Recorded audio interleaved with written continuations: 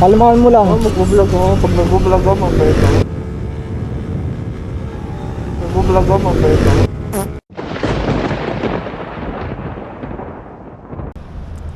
Yo, what's up mga ka-Joma Riders? It's me again, Joma Rides, no? Tagagaya na natin yung intro ni Ride with Ray.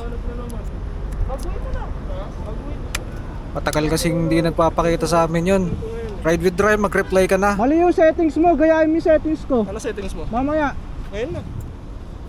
Pinakita niya sa akin yung una niyang video papunta ng KM23. Sobrang liwanag, para kukuhanin na siya ng Diyos.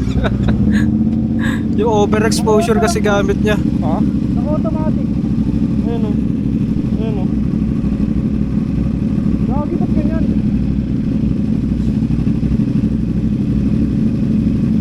Naka 5.5 ako kanina eh. Confirm mo. Ha? Pino-auto mo lang yun? Pino-auto? Pag pag umaga, auto lang. Auto lang. Yung settings na yun, panggabi yun eh. Guys, dahil dito, tingnan natin yung clips natin mamaya. Shoutout nga pala sa nagturo kung anong settings gagamitin ni Ken. Mali yung tinuro mo, boss. Bakit naman kasi manual exposure pag umaga? Ang kinaganda ng DJI guys, kahit i-automatic mo lang yung exposure niya pag umaga kasi, i-capture niya yung pinaka tamang contrast and brightness nun. So pag may nakafix ka na manual exposure, talagang ganun yung mangyayari. Magiging overexposure yung itsura niya, sobrang liwanag ng brightness, saka masyadong matapang yung contrast niya. So usually ang gamit ko lang talaga settings pag gantong tanghali, automatic lang.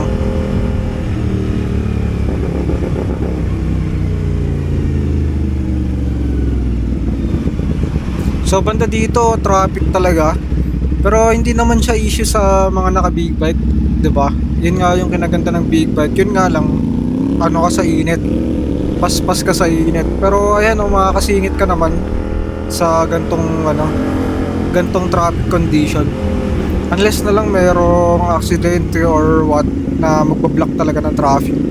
Pero all goods naman, gamit natin yung 450 SR natin. Sobrang dali lang i-maneuver niyan sa traffic. So punta nga pala kami nito guys sa Philippine Arena kasi may mga kainan malapit doon. So nakapag-decide kami na pumunta sa Recaf Cafe. Doon kami nagsukat ng suit dati nung nagpagawa kami ng racing suit ng SR Squad.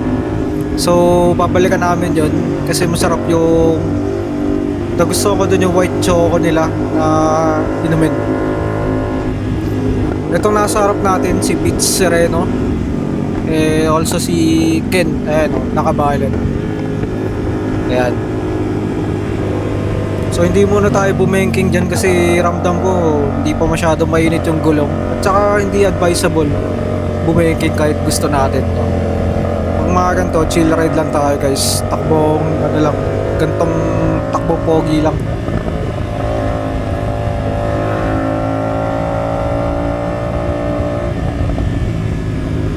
So sa cash lane na naman dumaan si Ken kasi nahulugan daw siya ng RFID na card papunta. Ewan ko ba dito, sobrang bilis kasi mag-drive eh.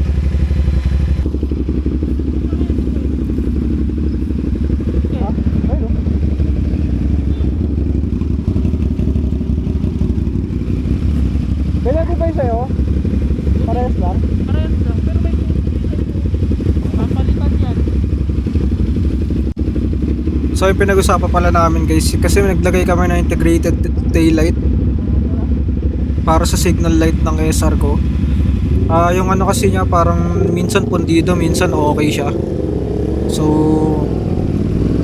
medyo defective yung nabili namin. Nabasa lang kasi siya nung umuwi kami galing ng Tipolo kay Labray. So sobrang lakas din ng ulan nun. Siguro pinasok ng tubig yung pillion seat, kaya dama yung mga wiring niya. Pero maganda naman pagkakagawa ni Bryce, sadyang nabasa lang siguro at nagka-loose connection. Pero i-check ko na lang by other day para ma-fix natin yung issue.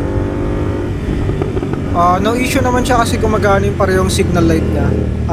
Minsan lang parang pundido yung yung stable light niya, yung kulay pula.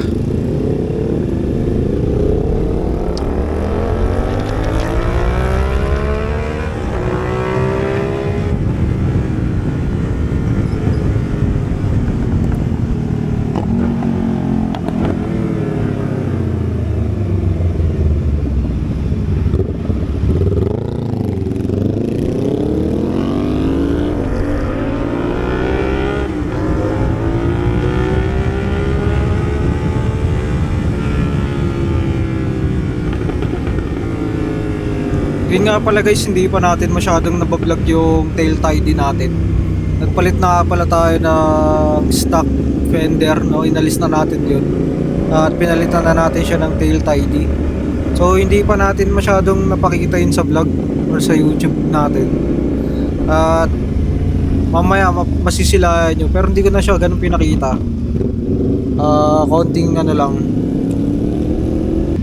Konting picture lang or image lang. Sa asurot na. Wala ka side mirror? Ha? Wala ka side mirror? Wala. Hanggang Maynila yan. Umorder pa lang ako, Earth. Ano yan? Umorder side mirror. Anong side mirror ba? Wala. Matagal na, pre. Ano ba? Gago! Kakalahating taon na ito walang side mirror. Kamote ako. Ay, na-feel ko pre, ang mga mas kumin. Bakit? Nahulog ko yung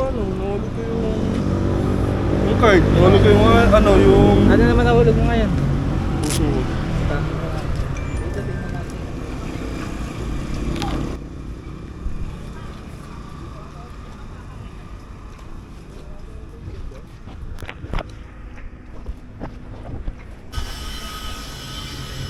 Huwag mong, kalmahan mo lang Ken, ha? Ha? Kalmahan mo lang. Magbablog ako. Pag nagbablog ako, mabait ako. Pag magbablog daw siya, mabait daw siya. Tingnan mo, iniiwan kami yan. Kung panoorin nyo kung paano kami iiwan yan mamaya.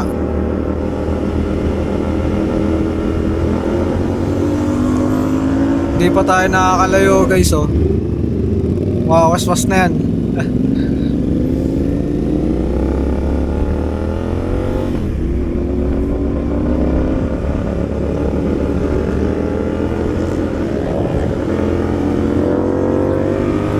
Malingat ka lang ng tingin. Tingnan mo, wala ka na sa harap mo.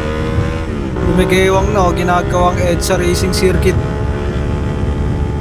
Grabe talaga pag magbablog daw siya. Mabait daw siya. Wala na. It's gone.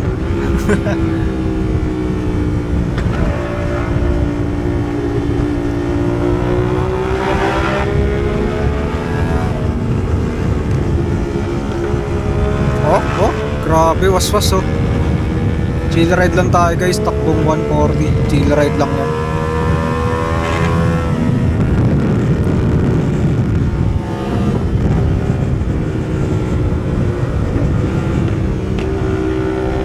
Mabait pa yan guys sa lagay na yan. Tingnan mo, nag-aantay pa sa amin.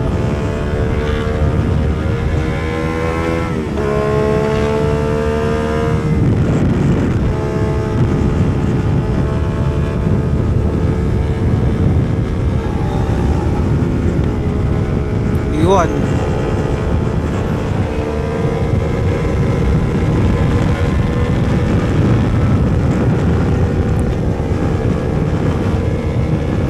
Masyado nang malakas yung wind resistance dito guys.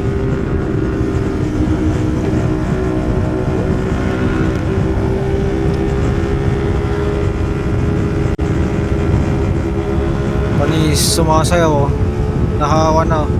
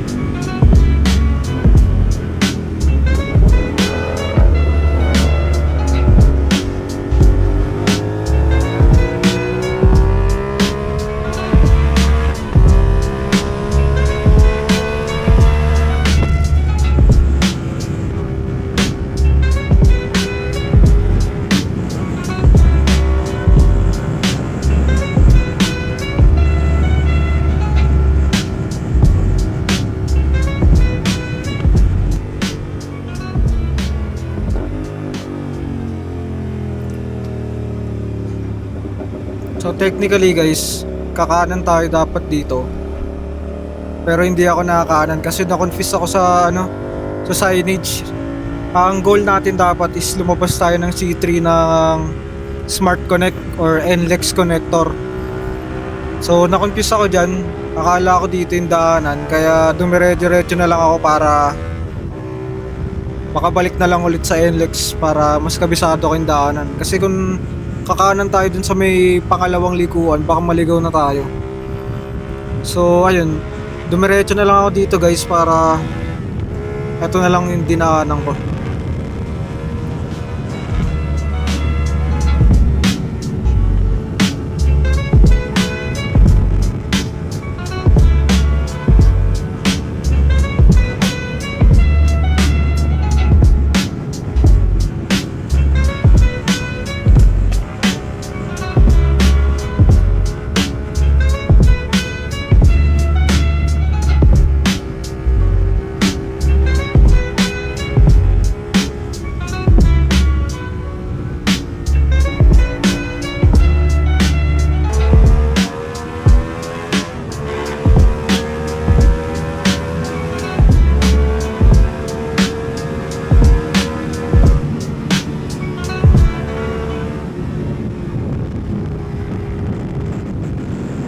So dito guys, trinay na natin mahabol si Ken para lang may makasabay siya, kaso bilis talaga niya.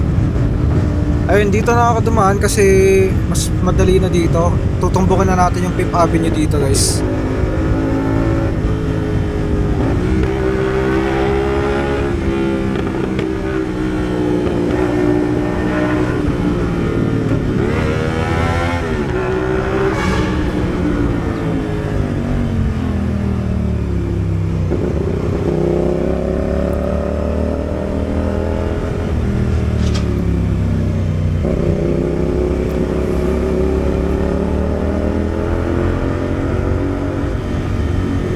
Usually pag galing ako ng North or NLEX, dito ako madalas dumadaan, either dito o kaya sa Monumento.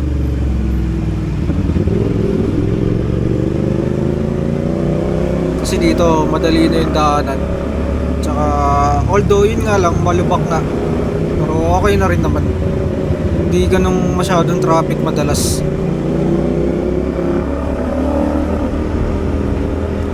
So yun guys, kung umabot ka sa part ng video na to, maraming salamat ulit sa panonood.